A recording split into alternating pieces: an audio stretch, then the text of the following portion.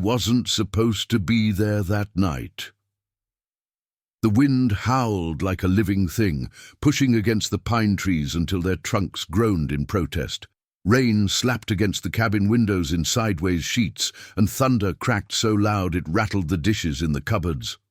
The storm had arrived fast, faster than the weatherman predicted, and the old hunting cabin creaked with every gust. Charlie Granger stood by the window, sipping lukewarm coffee from a chipped enamel mug. He hadn't planned to be here this weekend. The storm warning had been enough to cancel school, and the janitorial staff had been told to go home early. Most people headed toward safety, toward warmth and family. Not Charlie. He loaded up his truck and drove north, into the woods, into the storm. He needed to be alone. Today marked 3 years since the accident, since his younger brother, Travis, had been found dead in this very cabin, a bottle of whiskey and a revolver beside him. Everyone had called it a suicide. Charlie never bought that. Travis was strong, thoughtful, and had just landed a job he loved. Something never sat right. But without answers, all he could do was return each year on the same date, trying to feel closer, trying to find peace. But this year, something was different. At first, it was faint, a sound barely distinguishable from the moaning wind. Then, it came again, clearer, closer, a scream, high-pitched, short, a child's scream. Charlie's mug slipped from his hand and shattered on the wooden floor. He grabbed his flashlight and jacket and flung open the door. Rain immediately soaked him to the bone, but he didn't care. He strained to hear again. Another scream. It came from the woods near the creek. "Hello?" he shouted into the dark. "Is someone there?"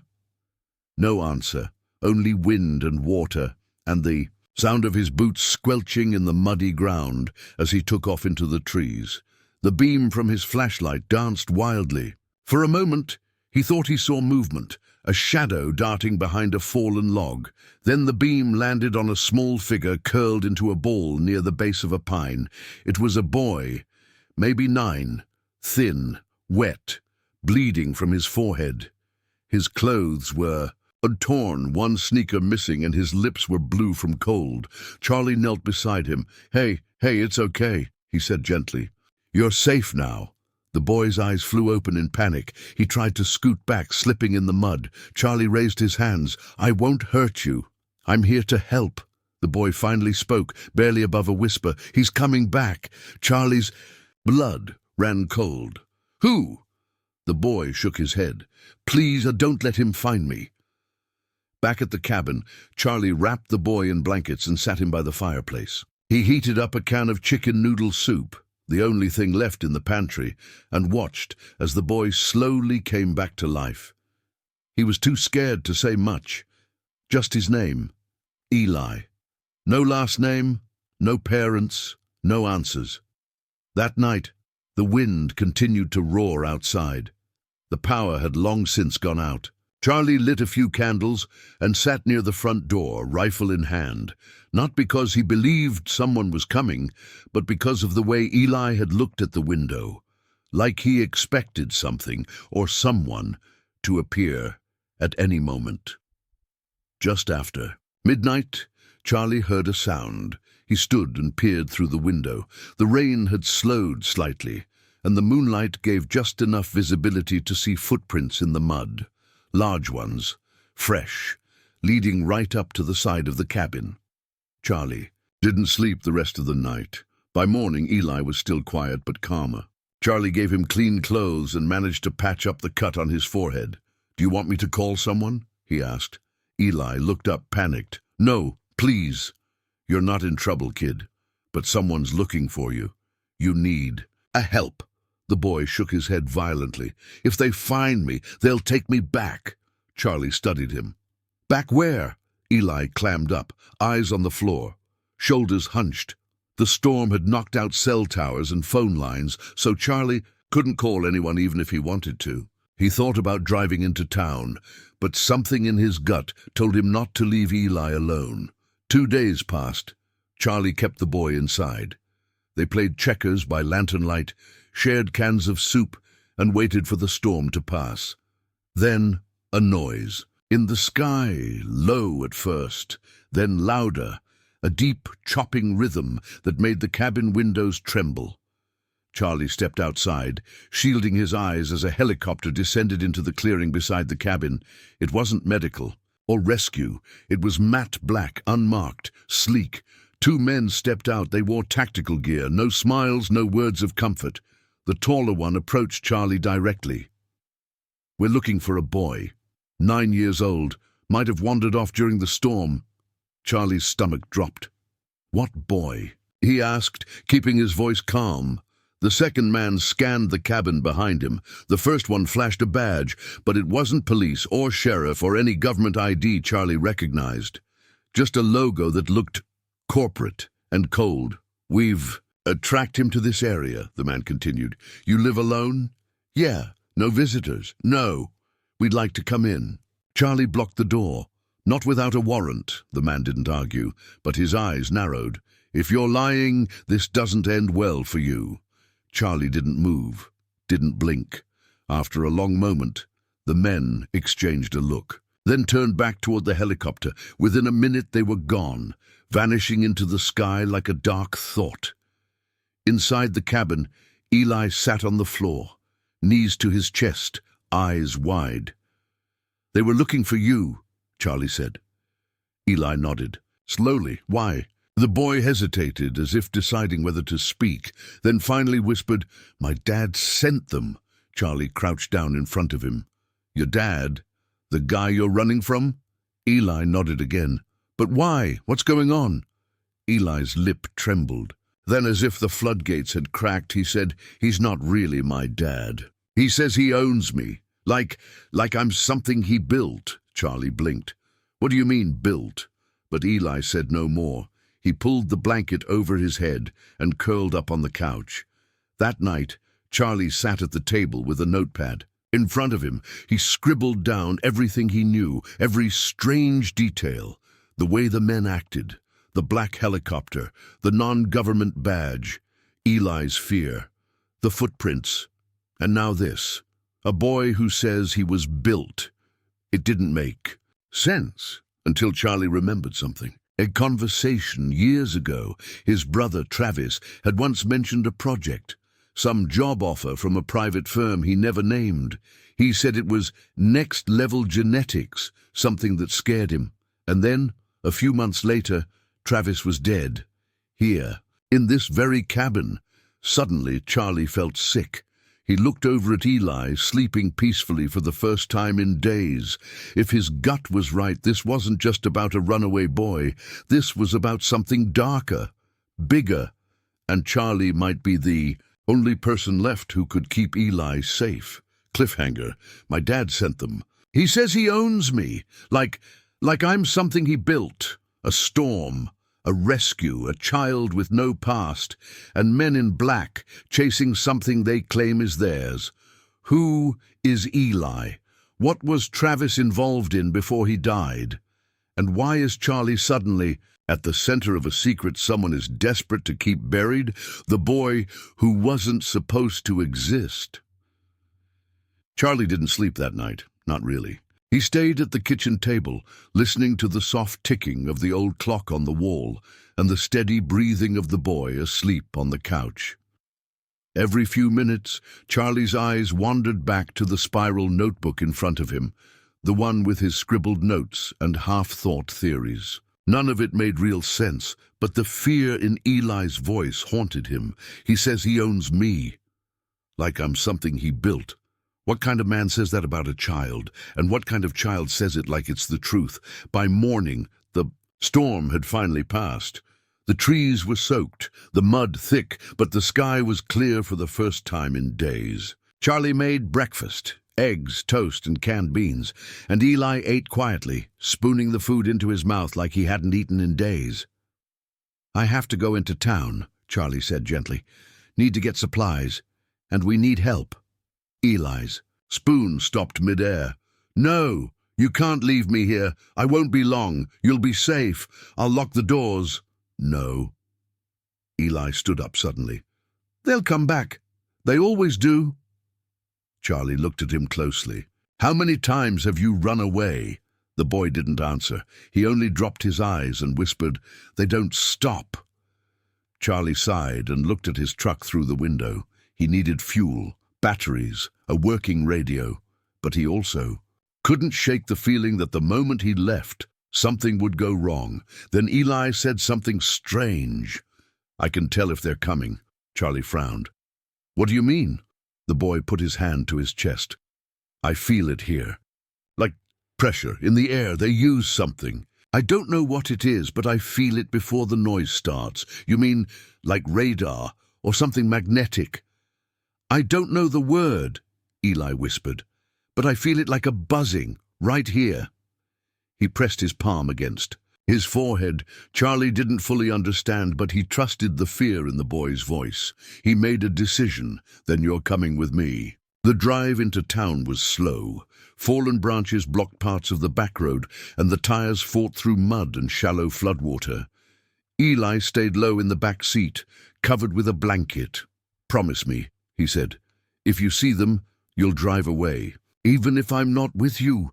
Charlie glanced in the rearview mirror. "That's not going to happen, kid. I don't leave people behind." Town was quieter than usual. The storm had knocked out the main power grid, and most shops were still closed. Charlie headed to the only gas station open, filled the tank, and grabbed a burner phone from inside the tiny convenience store. No one asked questions. No one noticed Eli. That changed when they reached the sheriff's office. Sheriff Dalton was in his late 50s, a heavy-set man with thinning hair and a face that looked carved from granite. Charlie had known him for years, not friends, but respectful. When Charlie walked in with Eli, the sheriff's eyebrows raised. "This the boy from the alerts?" Dalton asked, squinting at Eli. "What alerts?" Dalton leaned back in his chair and tapped his monitor. "Went out yesterday. Some high-level emergency. Bulletin, black-level clearance. Said to report if anyone saw a boy matching this description. 9 years old, brown hair, thin, traveling alone, possibly dangerous." Charlie's jaw tightened. "They said he was dangerous?" Dalton grunted. "Didn't come from us. Federal level. Maybe even above that. They didn't go through local law. Just sent a bulletin to all systems and dispatchers. Said the boy might be part of a biological trial." Charlie stared. "You're kidding." Dalton shook his head. "Nope, they didn't offer much more. But when they send stuff like this with no explanations and full gag orders, you know something's not right." "Did they say what kind of biological trial?" "No. And when I tried to call back the contact number, it was dead." "Deadline?" Charlie leaned in, voice low. "Can you do me a favor?" Dalton hesitated. "Depends. Don't report him yet. Give me a few hours. I think something's really wrong here, Sheriff. This boy, he's scared out of his mind. And the men who showed up at my cabin weren't from any agency I've ever seen. They weren't looking to protect him. They were hunting him." Dalton looked at Eli, who was staring silently at the floor. "You got 3 hours," the sheriff said finally. "After that, I'm obligated to send it in." They drove back fast, but it was already too late. As they turned onto the gravel road that led to the cabin, Charlie slammed on the brakes. His front gate was wide open, and tire tracks cut deep into the mud, not his. Charlie's heart pounded. He reached under the seat and pulled out his old hunting rifle, then turned to Eli. "Stay in the truck. Lock the doors. Don't open them for anyone but me." Eli shook his head violently. "No, don't go alone. I'll be fine. I've been walking these woods for 20 years. I know how to disappear." He crept toward the cabin, boots silent in the wet soil. The front door hung slightly ajar. Inside, drawers were pulled out, cushions torn, floorboards pried open. They weren't just looking for Eli. They were searching for something else. Charlie checked the shed, the basement hatch. All empty, but the feeling in his gut wouldn't leave. He returned to the truck and found Eli gone. Panic gripped his chest as he scanned the trees. Then he heard it. A voice, distant but distinct. Eli's voice, calling for help. Charlie took off. Toward the sound, crashing through branches and brush until he came to the edge of the creek. Two men in black gear stood on the other side, holding Eli between them. One had a stun weapon. The other held a tablet, scanning Eli's body like airport security. "We found him," one said into a comms unit. "Initiating extraction." Charlie raised his rifle. "Let him go." The man with the tablet looked up, smirking. "Ah, the janitor. Didn't expect you to be this persistent." Charlie kept his aim steady. "Let him go now." "You have no idea what you're protecting," the man replied. "This boy isn't what you think. He's a child. No, he's a prototype, a design, not born, made." Charlie's stomach twisted. "What are you talking about? Human cloning, neural biofusion, enhanced brain plasticity, you name it. He's the future. But sometimes prototypes fail or escape. This one escaped." Eli's voice trembled. "Please," the man continued. "It's nothing personal. We just need him back before he starts to remember everything." Charlie's finger moved toward the trigger. The man laughed. "You won't shoot. I've buried people for less." Before the man could reply, Eli jerked forward, bit the taller man's hand, and broke free. He ran straight into the creek, toward Charlie. The water rushed around him, waist-deep and cold, but the boy didn't stop. Charlie fired once, deliberately missing, but close enough to make the men duck. In that second, Eli reached him. Charlie grabbed his arm and yanked him out of the water. They ran, weaving through the trees as shouts rang out behind them. By the time they reached the cabin again, Charlie's truck had been sabotaged. Wires cut, tires slashed. No escape that way. He dragged Eli through the back trail, the one Travis used to call the Fox route, and they followed it for 2 miles until they reached an old ranger station, long abandoned, but still sturdy. Charlie barricaded the door and covered the windows with a tarp. Only then did he finally look Eli in the eye. "You need to tell me everything. No more holding back." Eli took a deep breath. "I don't remember being born," he said slowly. "Just waking up in a glass room. Men in coats talking about me like I wasn't there. They said I wasn't the first, that there were others before me. But they all got sick or turned violent." Charlie swallowed. "And you?" "I didn't. I passed every test. But I heard one man say it was only a matter of time, that my brain would start unraveling." Charlie sat down heavily. "Why did you run?" "They were going to shut me down," Eli said, "like a machine, because I started remembering too much. One night, one of the scientists left a door, unlocked. I think he wanted me to get out. He was the only one who looked at me like I was human." Charlie's voice was soft. "Do you remember his name?" Eli hesitated, then said, "Travis." Charlie froze. His brother. The brother everyone said drank himself to death. The brother who once mentioned next-level genetics and disappeared into a secret project. He hadn't died by accident. He'd helped Eli escape, and someone had made sure he never talked about it again. The secret Travis took to his grave. The name hit Charlie like a brick to the chest. "Travis." Eli's eyes searched his, confused by the silence. "You knew him?" the boy asked. Charlie nodded slowly, pain rippling across his weathered face. "He was my brother." A stillness settled between them, heavy and surreal. "I thought he died in a boating accident," Charlie said after a moment. "That's what they told me." Eli looked away. "He didn't. He worked for them, but he was different. He never treated me like the others did. He whispered stories to me at night, gave me books, said I wasn't a mistake." Charlie felt the air go thin. His brother, the black sheep of the family, always chasing strange jobs and riskier dreams, had vanished nearly 3 years ago. The last message Travis left him was a voicemail, slurred and fragmented. "I'm close to something, Chuck. Something big. If anything happens to me, look into Polaris. That's the name. Polaris, tell Mom. I didn't mean to disappear. I was just trying to help." Charlie hadn't known what it meant, not until now. They stayed hidden in the ranger station that night. Charlie rigged a makeshift alarm system using empty cans and fishing line, anything, to alert them if someone got close. He kept the rifle close, watching the window every time the wind moved the trees. Eli barely slept. When Charlie checked on him in the early morning, the boy was curled up in a corner, eyes wide open. "They don't sleep either," Eli whispered. "The ones who chase me. They don't blink. They don't yawn. I don't think they're real." "And people," Charlie crouched beside him, "are they machines?" "I don't know," Eli said, "but I think they're like me, only broken." Charlie couldn't wrap his head around it. Clones, artificial humans, none of this felt possible, and yet the fear in the boy's eyes was too real to ignore. He needed answers. And if Travis was the key, then the place Travis worked, Polaris, was where they'd find them. By late morning, Charlie and Eli moved again, taking narrow deer trails away from the road.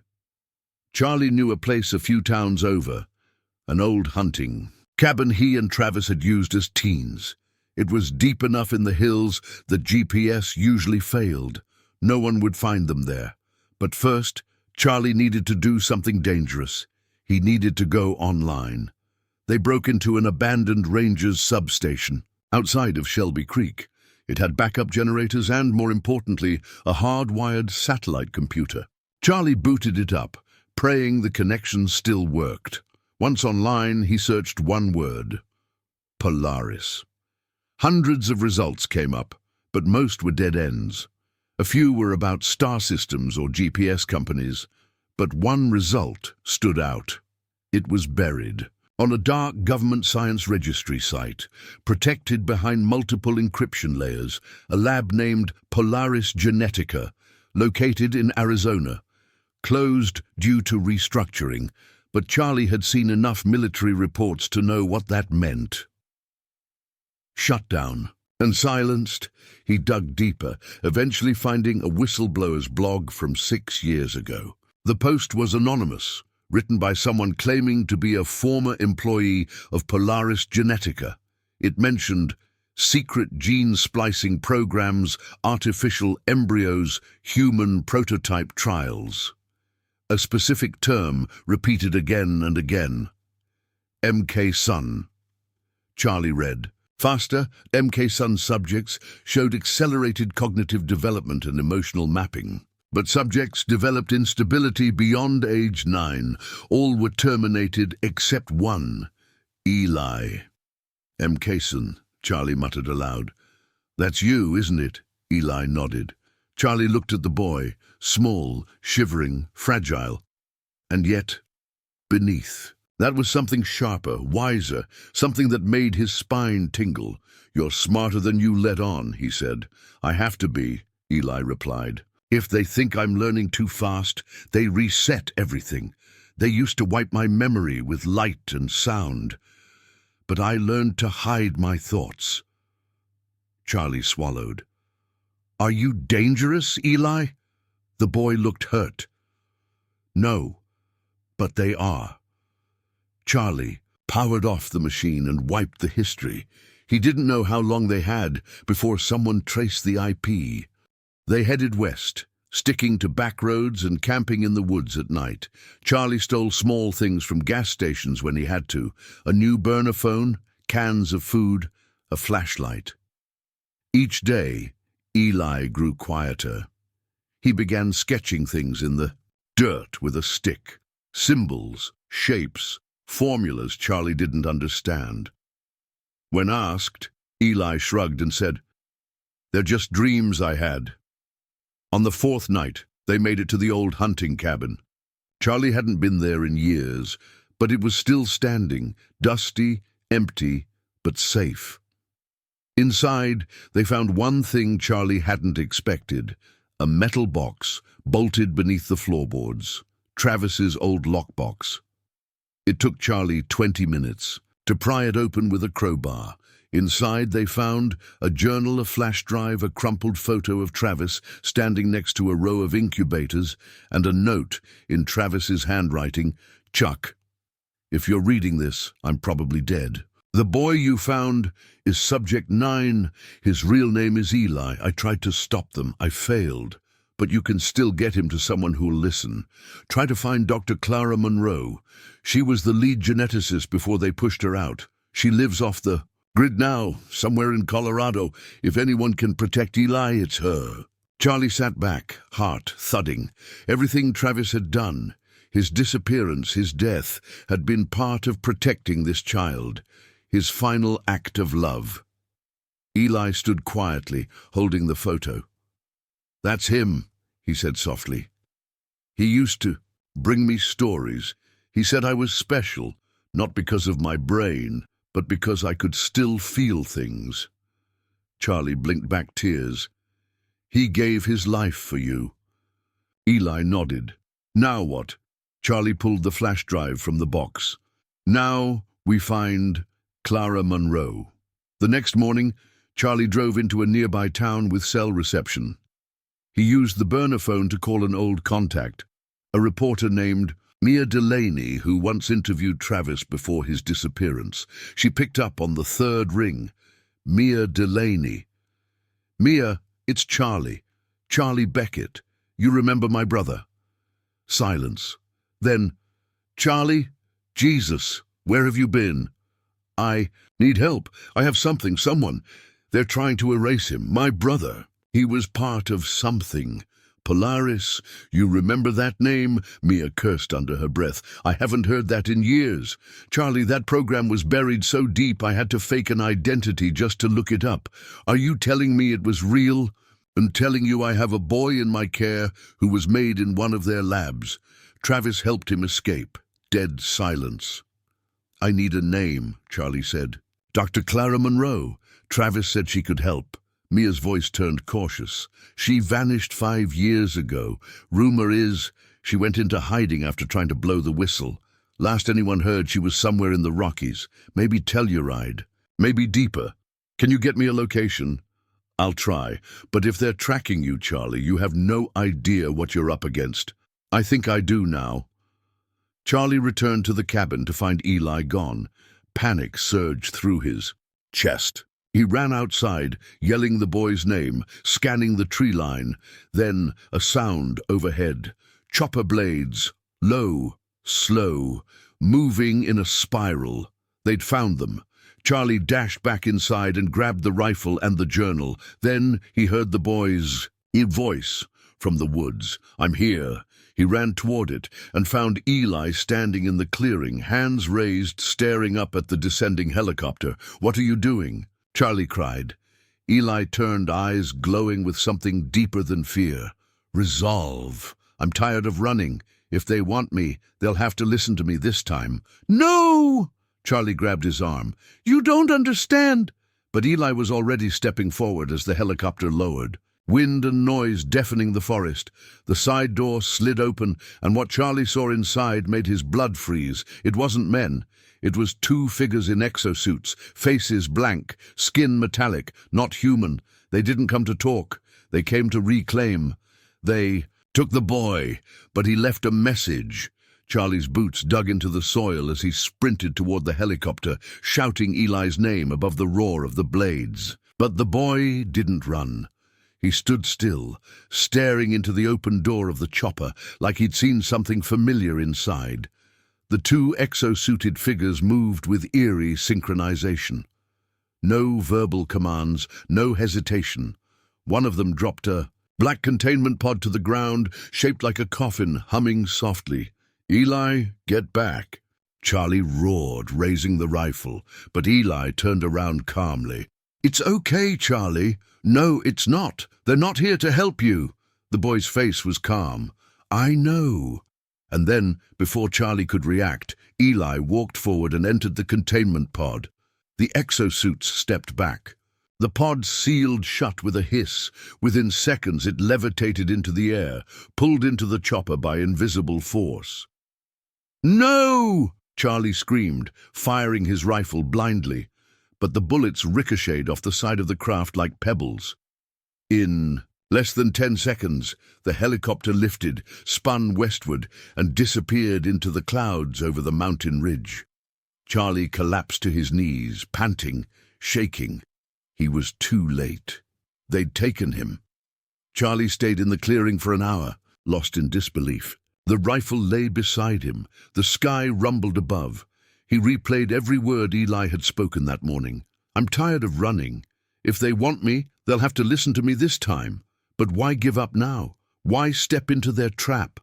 As Charlie turned back toward the cabin, his eye caught something strange, a small red thread tied around the branch of a sapling. It hadn't been there before. Curious, he followed it. 20 steps later, he found another, then another. Eli had left a trail. The third red thread was tied around a rock, and beneath it was a piece of folded paper. Charlie opened it with trembling fingers. "Charlie, if you're reading this, they haven't killed me yet. I had to let them take me. I needed to get inside again. Not just to survive, but to end it. Polaris has a server room. It holds everything. If I can reach it, I can free the others. I was the first child, but not the last. There are more, hundreds. Some are still asleep, some aren't.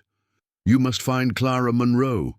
She knows where the old Polaris base was rebuilt. They moved everything underground after the Arizona collapse. Travis told me before he died. He left a map. Trust her. She'll know what to do. Tell her this password, Libertas9. She'll understand. Thank you for saving me when no one else would. Now I have to return the favor. For all of them." Charlie's hands shook as he folded the note. The boy had gone willingly, not as a victim, but as a key. Charlie wasted no time. He grabbed the metal lockbox Travis had hidden and emptied its contents onto the table. Inside the journal on the last page was a crude map. It didn't label roads or highways. It showed rivers, ridges, and old train tunnels. A section was circled in red, deep in a remote stretch of Colorado mountain territory. Beneath it was a single word, Hollow Point. Charlie knew that name. A mining town long abandoned after a tunnel collapse in 1982, declared unsafe and closed to the public. But Charlie had always suspected that wasn't the whole story, and now he had proof. By that night, Charlie was on the road in a stolen SUV. He didn't trust planes anymore, too easy to track. He burned the burner phone and used only cash. At night, he slept in the car or abandoned motels. The red threads Eli had left him stayed tied to the dashboard, fluttering in the wind as he drove. He finally reached Durango, Colorado, by the third day. From there, he asked around subtly for Dr. Clara Monroe. Most people just shrugged, but one older man, a retired forest guide, gave a knowing look. "Lady scientist? Keeps to herself? Had a broken arm last winter, came into town for meds?" "That's her," Charlie said. "She's up near Needle Rock Ridge. Small cabin. No phone. You sure she wants visitors?"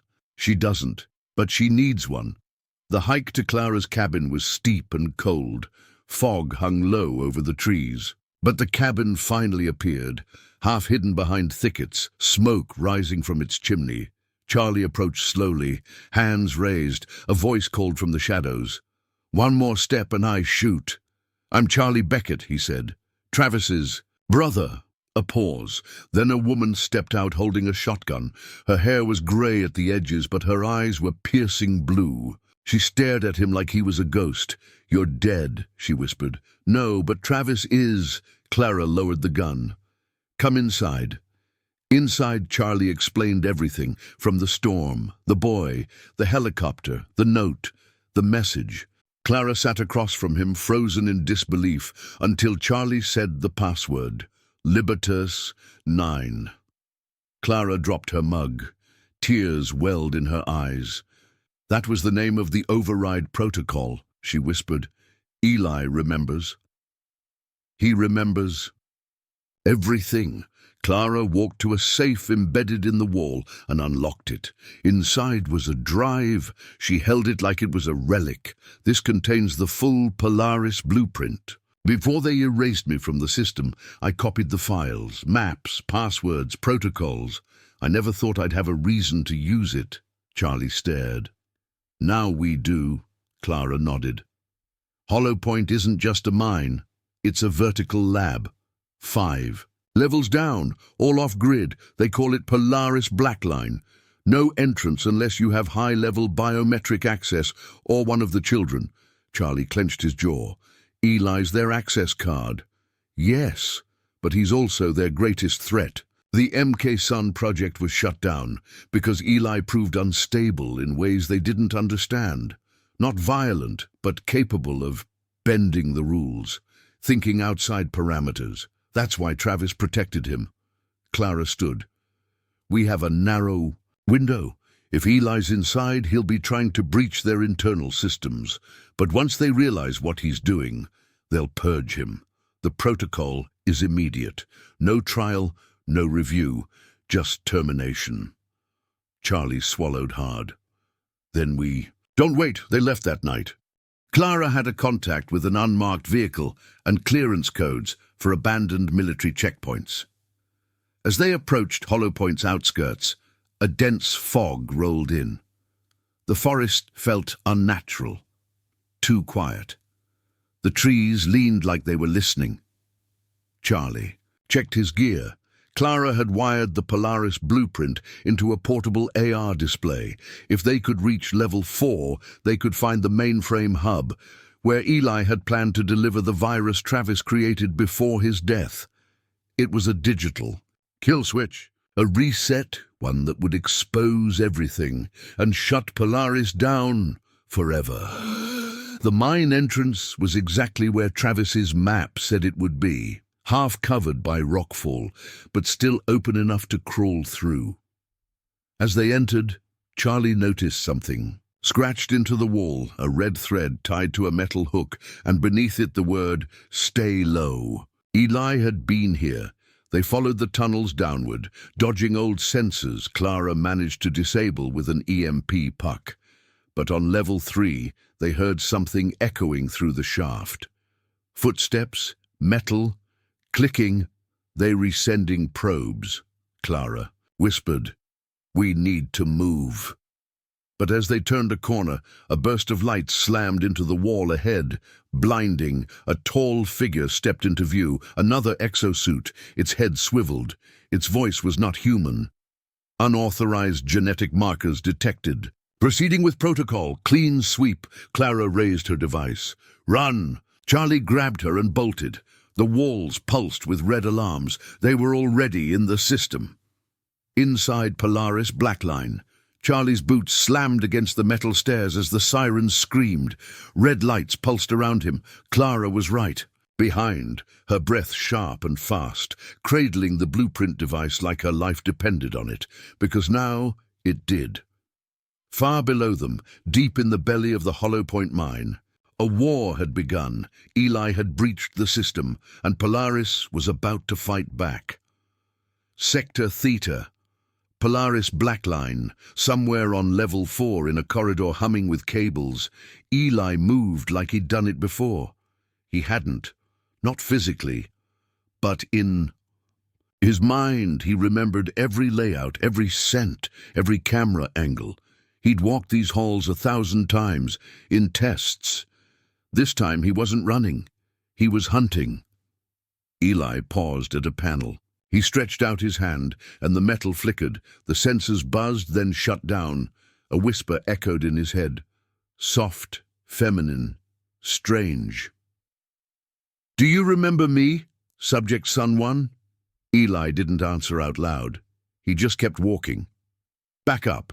On level 3, Charlie and Clara ducked into an old control bay as an exosuit clanked past the hall outside. "They're sweeping the floors," Clara whispered. "Autonomous mode, no human controllers, just AI protocols." Charlie scanned the hallway. "What happens if they find us?" "They won't kill us right away, just sedate us. Then the interrogation, then..." She didn't finish. Charlie didn't need her to. On Clara's portable interface, a glowing path appeared. "Eli's override is holding for now," she said. He shut down about 60% of their eyes and ears, but not everything. We've got 15 minutes max before they reboot manually. Then we move. The hallways were a maze of metal and silence. The further down they went, the colder the air grew. Charlie's breath clouded as they reached level 4, the main research sector. The lights flickered, doors stood half open, some were sealed tight. On one door, Charlie paused. He saw scratch marks, tiny ones. In the corner, written in what looked like grease pencil, were the words, "Tell them I wasn't broken, just awake." Charlie swallowed. "How many kids did they test here?" he asked softly. Clara's voice broke. "Too many." They found the mainframe corridor with 10 minutes to spare. A thick glass wall separated them from the neural sync chamber, where Eli now stood, surrounded by 6 projection towers, cables wrapped around him like vines. His body hovered just above the floor, suspended by magnetic fields. His eyes glowed faint blue. "He's plugged in," Clara whispered. "He's doing it." Charlie stepped closer to the glass. "Eli, can you hear us?" The boy didn't move, but the walls around them flickered. Words began to scroll across the projection towers, not typed but thought. "Charlie, Clara, you found me." "Good." Charlie exhaled in relief. "You scared the hell out of me, kid." Another line appeared. "I'm almost done. Virus is deployed. They're trying to stop me. I need 2 more minutes." Clara turned to the control console. "I can buy him that, but we'll need to stall there. Purge systems." Then she saw it, a countdown. Termination sequence, 0156, 0155. 154. "They've triggered the Omega failsafe," Clara gasped. "It'll fry everything, brain, memory, even the virus." Charlie looked around. "How do we stop it?" "There's a manual override, but it's on the other side of the floor." "How long to get there?" 2 minutes, exactly." Charlie didn't hesitate. He bolted. Every second was a war. Charlie sprinted through steel corridors, slipping past leaking pipes and broken monitors. Twice he passed bodies. Polaris guards. Dead. Not from Eli. From the system collapse. As he turned a corner, a door exploded open, and another exosuit stepped through. Charlie dove, rolled, and fired. 3 shots to the side vents. The suit staggered, then collapsed, sparks flying. He didn't stop. Clara stayed with Eli. His body convulsed once, then settled. His thoughts scrolled faster. "Tell them I'm not afraid. I'm ready. I know what I'm doing." Clara whispered, "You're braver than any of us, Eli." Behind her, alarms flashed red. Emergency override terminal unlocked. 40 seconds remaining. Charlie reached the override room. Inside, wires hung like vines. A biometric panel blinked. He jammed Clara's device into the input port. Access granted. Clara Monroe, manual override, enabled. Enter. Final command. Terminate Omega sequence. Charlie slammed the button. Yes. System halted, termination sequence cancelled. In the neural sync chamber. Eli gasped. The cables around him dropped. The magnetic field disengaged. He collapsed to the floor. Clara rushed in, catching him before he hit the steel. He was pale, but alive. His eyes opened. "Hi," he whispered. Clara smiled through tears. "Hi, hero." But it wasn't over yet. The walls began to vibrate. The facility's voice, now erratic, echoed. "Critical breach detected. Structural collapse imminent. Evacuate immediately." Charlie returned to find Eli conscious, clinging to Clara's arm. "We did it," the boy whispered. "You sure?" Charlie asked. Eli nodded. "All files exposed. All locations leaked. They can't hide anymore." Clara checked her tablet. "He's right. The virus, it worked. Polaris Blackline is gone." Charlie scooped Eli into his arms. "Then let's go before it takes us with it." Outside, the mine, 3 hours later. The mountain shook one final Time, as they emerged from the emergency tunnel exit. A distant boom echoed, followed by the grinding sound of steel collapsing beneath the earth. Polaris Blackline had swallowed itself. The sky was turning orange. Charlie set Eli down gently. The boy sat on a rock, eyes closed. For the first time in his life, he was free. Clara sent the virus confirmation signal to 6 encrypted press outlets. The files would hit public servers in hours. Names, coordinates, test records, financial trails, proof. Charlie sat beside Eli. "How are you feeling?" Eli shrugged. "Like I left something behind, but not the wrong part." Charlie smiled. "You left a fire behind." The boy looked up at the sun, blinking into the light. Then he turned to Clara. "What happens now?" She hesitated. "Now the world decides. Some will deny it, some will want justice, and some won't care, but enough people will see what they did." Eli stood slowly. "And the others?" Charlie looked at him. "What others?" "The other children, the ones still asleep, the ones—" They never woke. A long silence. Then Clara whispered, "We find them. Final scene." Days later, the Polaris files had gone public. News cycles exploded. Governments denied. Whistleblowers came forward. A global manhunt began, but no one could find Eli or Charlie or Clara.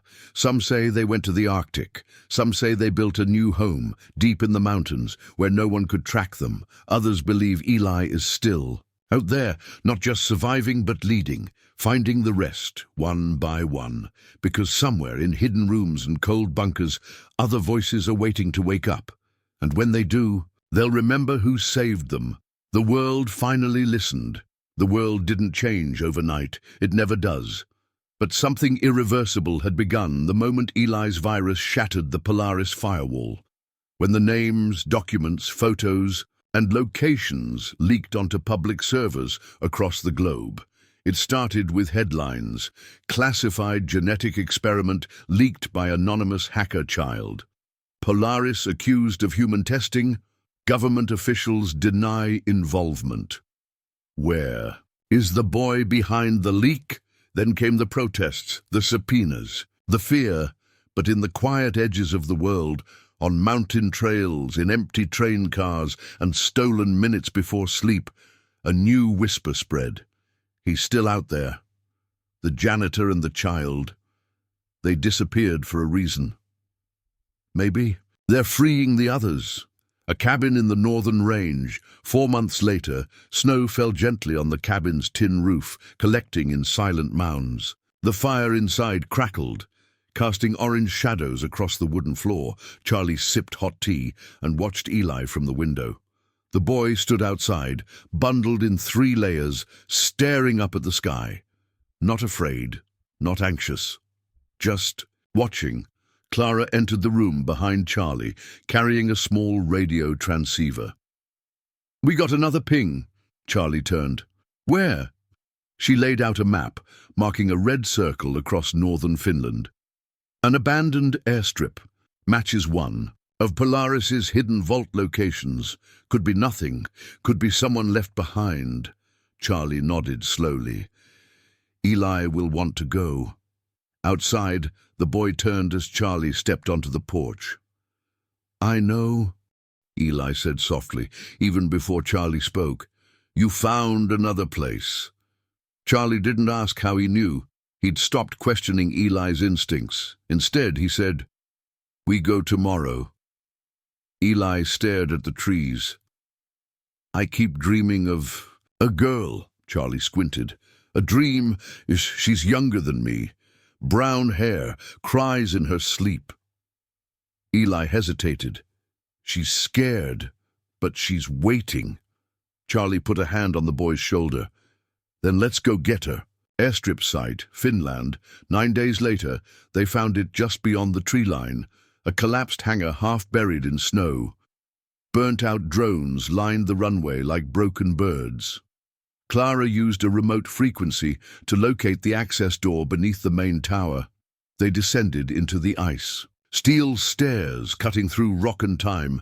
At the base, a door hissed open. A soft chime sounded. "Welcome back, Subject 14. Eli shivered. Inside, 8 cryogenic pods lined the walls. 7 were empty. 1 remained active. Clara approached the U, console fingers shaking. Vital, stable, female, approximately age 6. Charlie stared at Eli. "Is that her?" Eli stepped forward, pressed his hand to the glass and whispered, "Yes." They activated the sequence. Steam hissed. The glass lifted. The girl inside stirred, then gasped sharply, her lungs rediscovering air. Clara knelt beside her.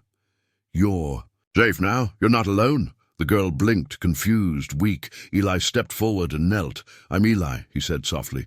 "You've been asleep, but not forgotten." She didn't speak, but her hand found his, held tight. Underground news report. 6 weeks later. In a stunning update, 3 more children have been rescued from a secret Polaris holding site in rural Chile. This brings the known total to 16, though experts estimate the number could be significantly higher. The child believed to have led the leak, known only as Eli, remains at large. Some reports suggest he is actively working to dismantle Polaris's network site by site. An international warrant has been issued, though public support for the whistleblower grows daily. Hidden mountain compound. 1 year later, Clara's lab had grown, not larger, just smarter. Solar-powered, insulated, and nearly invisible to aerial scans. Inside, 5 children now lived, all rescued, all different. Each bore a Polaris designation. Each had scars, but together they were building something new. A family. Eli taught the youngest how to code. Clara re-educated them step by step with kindness and patience. And Charlie, he built furniture, cooked, read bedtime stories, stayed up late fixing boots and repairing cracked radios. He still called himself a janitor, but they all knew better. He was the man who said yes when no one else would. He was the one who chose not to walk away. One night after lights out, Eli sat alone, staring at the stars again. Charlie joined him. "Can't sleep?" he asked. Eli shook his head. "I keep wondering how many are still out there, still trapped." Charlie took a breath. "We'll find them, even if it takes years." Eli nodded. Then, after a long pause, he asked, "Do you ever wish you hadn't helped me that night?" Charlie looked at him. That broken, soaking wet boy from the woods now sat beside him, eyes clear, voice steady, soul strong. Charlie answered without hesitation. "Helping you saved me, Eli." A beat of silence passed. Then Eli smiled. "Just a little public trial." Year 2, the trial of Polaris's top executives, began under heavy security. Cameras weren't allowed in the courtroom, but the world watched from the outside. Clara testified via a secure stream, her identity protected. She detailed what she saw, what she built, and what they forced her to hide. The evidence from Eli's leak was accepted as legitimate. The defense tried to spin it, but the jury didn't blink. Guilty. Life sentences. Several world leaders quietly distanced themselves from Polaris contracts. A few resigned, a few vanished, but the truth had landed, and once it had, it couldn't be undone. Final moments. Present day. 2 years after the stormy night Charlie saved the boy in the woods, the cabin sat still. Again under snow. Inside, laughter echoed, a birthday cake. 5 kids, 1 candle. The youngest girl, now healthy, smiling, blew it out. Clara handed out plates. Charlie poured cocoa. Eli stood at the window again. Clara came up beside him. "Thinking of leaving again?" He didn't answer right away. Then, "Just, for a while," Clara sighed. "Another site? Maybe." Eli looked at her. "You'll keep them safe?" She nodded. "Always." Charlie walked over, pulled something from his pocket. A small pin, the old Polaris logo, but this time a red X marked across it. Eli smiled. Charlie handed him a backpack. No words, just trust. Last scene. Train station. Foggy morning, a figure boarded. A train with a worn bag, a small device, and fire in his eyes. He didn't say his name, didn't need to. The conductor glanced once, hesitated, then nodded. The train pulled away into the fog, and somewhere, deep in a bunker not yet found, another child stirred in her sleep, dreaming of stars and voices, and light. Help was coming, because the janitor had said yes, and the boy never stopped fighting. The end final message. Sometimes, the person who saves the world isn't a hero with a cape or a billionaire in a tower. Sometimes it's a janitor who opens a door, and a boy who refuses to be forgotten.